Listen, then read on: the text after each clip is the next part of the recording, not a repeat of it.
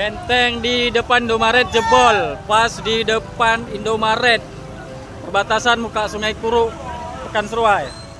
Beginilah kondisi di kawasan Pekanseruai, Aceh Tamiang setelah banjir besar menerjang kawasan ini akibat hujan deras dengan intensitas tinggi sejak Minggu pagi 13 Oktober 2024. Sungai Tamiang yang meluap memaksa warga, khususnya para pedagang, menyelamatkan barang-barang mereka. Tanggul yang berada di depan Indomaret Pekanseruai tidak mampu menahan derasnya aliran air hingga akhirnya jebol. Warga berusaha memperbaiki tanggul darurat untuk mencegah air masuk lebih jauh ke pemukiman. Namun derasnya arus membuat upaya tersebut gagal. Hingga kini BPBD Aceh Tamiang melaporkan bahwa sebanyak 12 kecamatan dan 40 desa terdampak.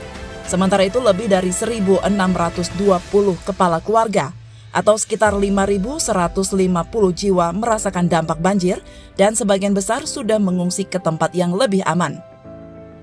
Di wilayah hilir seperti Pekanseruai ini, ketinggian air masih terus bertambah memperparah kondisi. BPBD mengimbau warga untuk tetap waspada, terutama mereka yang tinggal di dekat sungai dan di dataran rendah, agar segera mengungsi jika situasi semakin memburuk. Benteng lebih kurang 4 meter, koyak. Ada kemungkinan bertambah. Dari Aceh Tamiang, Tim Liputan Kanal Inspirasi TV melaporkan.